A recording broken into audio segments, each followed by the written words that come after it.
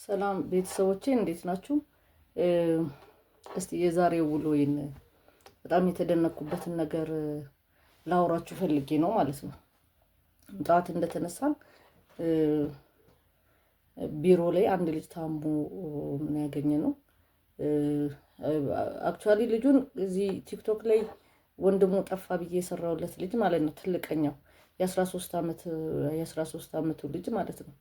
የ13 ዓመቱ ልጅ የስኳር በሽተኛ ነው ወንድሙ ማለት ነው። ይዞት የመጣው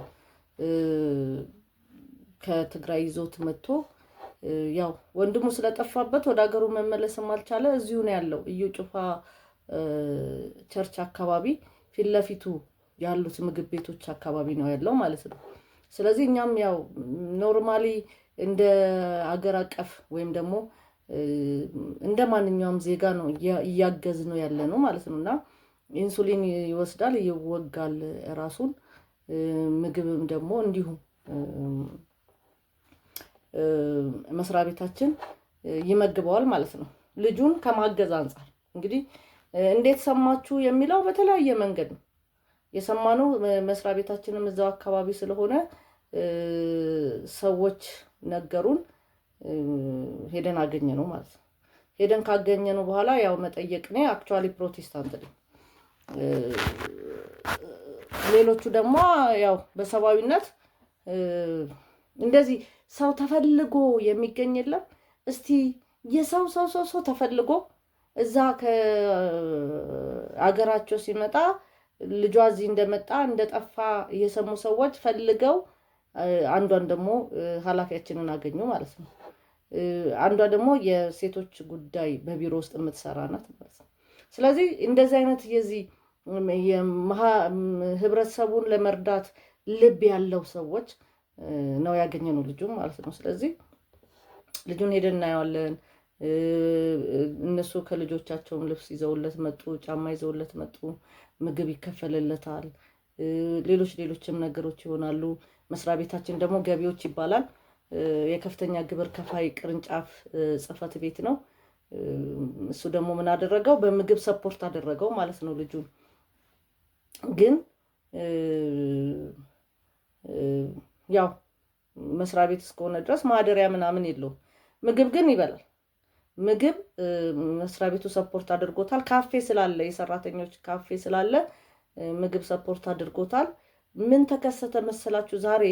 የዛሬን ነገር ነው እንትን ማለት የምፈልገው። በዚህ አጋጣሚ ግን ኖቤል ይባላል ወንድሙ። ቲክቶክ ላይ አለላችሁ፣ ልታዩት ትችላላችሁ። ያያችሁ ሰዎች ካላችሁ እባካችሁ እዩ ጩፋ ቸርችም ክራይስት አርሚም ወስዳችሁ ብትሰጡት፣ እዛም ፊት ለፊት ሁሉም ያውቃል። በቃ እየፈለግነው ነው ያለ ነው ማለት ነው። ትንሹን የ6 ዓመት ልጁም ማለት ነው። ስለዚህ ልጅ ራሱን የ13 ዓመት ልጅ ሆኖ ራሱን ኢንሱሊን ይወጋል ማለት ነው። መድኃኒት ትላንትና መድኃኒቱን ሳይወጋ አደረ። አልተናገረምም። በቀን 2 ነው የሚወጋው። ጠዋት ወቅቷል፣ ማታ ደግሞ ወደዛ ምግብ ሊበላ መጣና ወደዛ መመለስ ስላልፈለገ ከአንድ እንደዚሁ አብሮ ከሚተባበረ ልጅ ጋር አንተ ጋር ነው ዛሬ ማድረው ብሎ ሄደ ማለት ነው። ከዛ በቃ ጠዋት አመመው። ቢሮ እንደገባን ነው ይዘነው ወደ ጤና ጣቢያ ሄድን። 09 ካዲስኮ አካባቢ ያለ ጤና ጣቢያ ነው ሄድነው። የሚገርም ነገሩ ምንድነው ያየሁት እኔ ይሄ ስርዓት መኖሩ ራሱ ደስ ነው ያለኝ። በነፃ ሕክምና እንደሚሰጥ ያለን ሳንቲምን አወጣን፣ መድኃኒቶች ተገዛለት፣ ግሉኮስ ተደረገለት ምናምን። መጨረሻ ላይ ያለውን ሁኔታ ስንነግራቸው ነፃ እኮ መሆን ይችል ነበረ አልነገራችሁንም እንጂ አሉ ማለት ነው። ከዛ ምንድነው ለካ በየጤና ጣቢያው በዛ አካባቢ ያሉ ጎዳና ተዳዳሪዎች ቀበሌ መዝግቧቸው ለጤና ጣቢያው ተጽፎላቸዋል። እንግዲህ እዚህ ላይ አጋጣሚ ማውራትም የምፈልገው ምንድነው ጎዳና ላይ ያላችሁ ወጣቶች ሕክምና ማግኘት እንደምትችሉ እንድታቁም እኔ ዛሬ ስለሰማው ነው የምነግረው። በቀበሌ በኩል ዝርዝር ሄዶላቸዋል ለየወረዳው ላይ ላለ ጤና ጣቢያ። እነዛ ልጆችን በዛ መሰረት በነፃ ያክሟቸዋል ማለት ነው። እኛ ደግሞ ያለውን ነገር ነገርናቸው። የመጨረሻ ላይ ያለውን መድኃኒት በነፃ ሰጡን ማለት ነው። ከዛ ስኳሩ ከፍ ብሏል። እስከ 6 ሰዓት ትሪት ካረጉት በኋላ ጥሩነሽ ቤጂንግ ሆስፒታል ተላከ ማለት ነው። ጥሩነሽ ቤጂንግ ሆስፒታል በጣም የሚገርማቸው እኛ ወደ ቢሮ እንድንመለስ ሆነና እዛው ያው ቁጭ ከማለት የግድ ቢሮአችን መግባት አለብን። ስልካችንን ወስደው ከዛ ደወሉልን። ወደ ሆስፒታል ሪፈር ሲደረግ አምቡላንስ አለ። በአምቡላንስ ይዘውት ሄዱ ማለት ነው። በጣም የገረመኝ ደግሞ ጥሩነሽ ቤጂንግ ሆስፒታል የገጠመን ነው ማለት ነው። አሁንም እዛው ደግሞ እንደዚሁ የማህበር አቀፍ አገልግሎት አለ። ሶሻል አላቸው። ምግብ ያቀርባሉ፣ ልብስ ያቀርባሉ፣ አስታማሚ ይመድባሉ ማለት ነው። እኔ በኢትዮጵያ ውስጥ እንደዚህ አይነት ነገር መኖሩ እራሱ በጣም ነው የገረመኝ ማለት ነው። በጣም አፕሪሺየት ነው ያደረግኩት። ይህንን ህዝብም ቢሆን ሊደግፈው የሚችል ነው። አስታማሚ የሌላቸው ሰዎች አሉ፣ የሚመገቡት ምግብ የሌላቸው ሰዎች አሉ። እነዚህም በአጠቃላይ ቼክ አድርገው ይህንን መፍቀድ ማለት መድኃኒትም ነፃ መፍቀድ ማለት ይህ ትልቅ አገልግሎት ነው እና በጣም ነው የገረመኝ። ልክ በቃ ሲስተሙ በደንብ ራን አላደረገም። የተለያዩ ችግሮች ይገጥሙታል። አሁን ሲነግሩ ምንድን ነው ያሉት? መጋቢም ያለው አስተማሚም ያለው ምንም ያለው ይህንን አገልግሎት ይፈልጋል።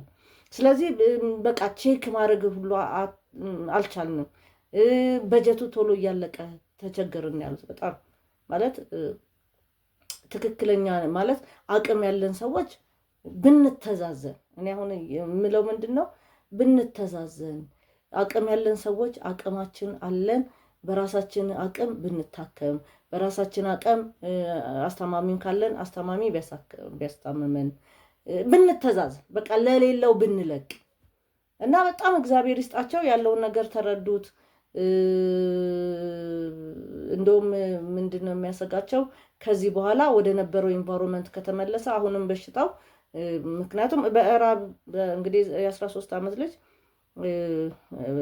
ስኳር በራብም ይመጣል መሰለኝ ባለመመቸት፣ ይሄ የዚህ የምግብ ስርዓታችን አለመስተካከል ለዚህ ያበቃል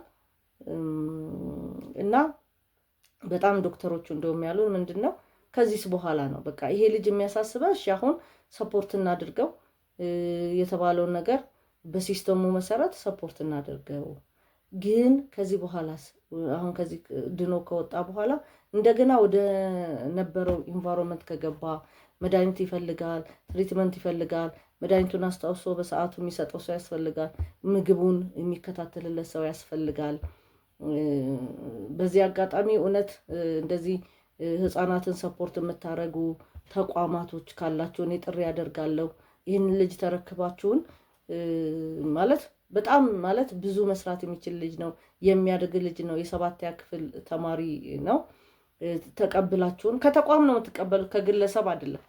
ለምሳሌ ገቢዎች ይህንን ልጅ ጽፎ ደብዳቤ ሊያስረክባችሁ ይችላል። ስለዚህ ብትቀበሉን እና ተቋም ውስጥ ገብቶ ትምህርቱን መማር ቢችል፣ መድኃኒቱን በአግባብ መውሰድ ቢችል፣ ሰፖርት ቢደረግ ይሄ ለሀገር አንድ አስተዋጽኦ ማድረግ ነው እና በጣም ነው እኔ አፕሪሺየት ያደረግኩት። ሰፖርት አደረጉን፣ አስተማሚ መደቡለት፣ መድኃኒት በነፃ እንዲያገኝ ተመቻቸለት፣ የተለያዩ ነገር ተደረገለት። በዚህ አጋጣሚ ልናገር የምፈልገው እንደዚህ አይነት አገልግሎት የምትሰጡ አሁን ለምሳሌ ሰላም የህፃናት መንደር ሄደን ለማስፈቀድ ማለት በዚህ ሁኔታ ከቀጠለ ይሄ ልጅ ትንሽ ለህይወቱ አስጊ ስለሆነ የሚቀመጥበት ሰው እንደ ቤተሰብ ልጁን መቆጣጠር፣ እድገት ላይም ደግሞ ያው ህፃን ልጅ ነው ቲኔጀር ነውና ቁጥጥርና ሰፖርት ስለሚያስፈልገው ሰላም የህፃናት መንደር ሄደን ነበረ። ያው እነሱ ከመንግስት ነው ህፃናት የምንረከበው፣ እስከ 6 ዓመት ነው የምንረከበው። ግን ሌላ አንድ ፕሮጀክት አለን። እንደዚህ አይነት ችግር ያለባቸው ሰዎች 50% ወጪያቸውን ችለን 50%ቱን ደግሞ ሌላ እና የመንግስት ተቋም ሆነን ተፈራርመን እንደዚህ አይነት ሰፖርት ማድረግ እንችላለን ያሉን። ግን አሁንም የሚያስቀምጠው ሰው እንፈልጋለን። ይህንን ልጅ አሳድገዋለሁ የሚል ይህንን ልጅ ይዤ ጥሩ ቦታ እንዲደርስ አደርገዋለሁ የሚል አንድ ተቋም ያስፈልጋል። ምክንያቱም ቤተሰብ ያስፈልገዋል ማለት ነው። ቤተሰብ ያስፈልገዋል። ትምህርት ቤቱን በትክክል ሄድክ ወይ መጣ ሆይ የሚል ያስፈልገዋል። መድኃኒትህን ዋጥክ አልዋጥክ ብሎ የሚል ስለሚያስፈልገው ቤተሰቦቼ እውነት ተቋሞችን ነው ጥሪ የማደርገው። ልክ እንደዚህ እንደ ሰላም የህፃናት መንደር ሌሎችም ካላችሁ ይሄን ልጅ ሰፖርት ብታደርጉት ማለት በጣም ሲሪየስሊ እያሰብንበት ያለው አሁን ነው። ያው እኛ በተወሰነ ነው ሰፖርት እያደረግነው ያለ ነው። እንደዚህ አይነት ችግር ሲገጥም ደግሞ እኛ ሕክምናም ኖርማሊ እየተወጋ ኢንሱሊኑን የሚቀጥል ነው የመሰለና ምንድነው ያመቻቸንለት ኢንሱሊኑን በየወሩ ያቺ አንዷ ካፕ ለአንድ ወር ነው የምትበቃኝ ብሏል። እሱን እንዲገዛለት ማድረግ የሚበላውን ምግብ የሚለብሰውን ሌሎች ነገሮች ነበር እያሟለን ያለ ነው። ደግሞ በጣም ራሱን ብለ የሚያደርገ በእኔ እጅ ልጁ ጠፋ። ይሄ ቀደም ያልኳችሁ የ6 ዓመቱ ልጅ ያው ለጸሎት እኮ ነው ይፈወሳለሁ ብሎ ከዛ ድረስ ይዞት የመጣውና በሱ እጅ መጥፋቱ እሱ ነው በጣም ደግሞ ስትረሱም እንትን ያደርገው ማለት ነው። በእኔ እጅ ስለጠፋ ብሎ ራሱን እየወቀሰ ነው ማለት ነው። ይጆ ባልመጣ ብሎ ማለት ነው። እና በእውነት እኔ ጥሩነሽ ቤጂንግ ሆስፒታል በጣም ነው የምናመሰግናቸው። እኔ በተቋሙም በህብረተሰቡም በዚህ በህፃኑም ልጅ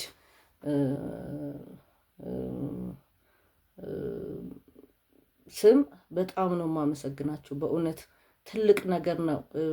አንድ ምንም ሰፖርት የሌለውን ሰው ተቀብሎ መድኃኒት በነፃ አድርጎ አስታማሚ መድቦ ሌሎችን ነገሮችን ማድረግ ከባድ ነው። ስርዓቱ መኖሩ ደስ ብሎናል። ቀጥሉበት።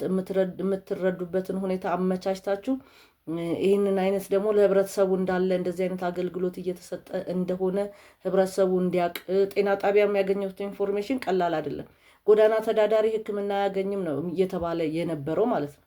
ስለዚህ በጣም ነው የገረመኝ። ጎዳና ተዳዳሪዎች ቀበሌ ወይም ወረዳ ስም ዝርዝራቸውን ለየጤና ጣቢያ ሰጥተው እንደ ማንኛውም ሰው መታከም እንደሚችሉ በነፃ ይሄ ቀላል አይደለም። ይህንን ለነሱም አዌር መሆን መቻል ስላለባቸው የአዌርነስ ስራ ቢሰራ ጥሩነሽ ቤጂንግም እንደዚሁ ለህብረተሰቡ ይሄን ያህል ድረስ በጣም ነው ያናገሩን፣ በጣም ነው ሰፖርት ያደረጉን።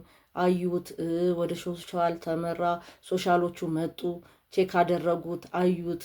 እኛ አክቹዋሊ ዩኒፎርም ለብሰን ስለሄድንም ምንም እንትን እንዳልሆነን ገብቷቸዋል። ከስራ ላይ እንደሄድን አልጋ ሰጡት። እንደውም የነገው አሳስቧቸው ነው። ከዚህ በኋላ እንዴት ነው ከዚህ ወጥቶ እንደገና እንዲህ አይነት ኢንቫይሮንመንት ውስጥ ከገባ ምን ይሆናል ስለተባልን አሁን ሰላም የህፃናት መንደር ሄደን ጠየቅን። የእነሱም ያው አንደኛ ትልቅ ነው፣ ሁለተኛ ደግሞ ከአዲስ አበባ ሴቶችና የአዲስ አበባ ሴቶች ወጣቶችና ሴቶች የሚል መስሪያ ቤት አለ መሰለኝ። ከሱ ነው የምንቀበለው እንጂ ቀጥታ እንደዚህ ዳይሬክት አንቀበልም አሉን። አክቹዋሊ አድጓል፣ ትልቅ ሆኗል ነው ጠቁመውናል። ሌሎች ቦታ ግን እነዚህ ተቋሞች አሉ።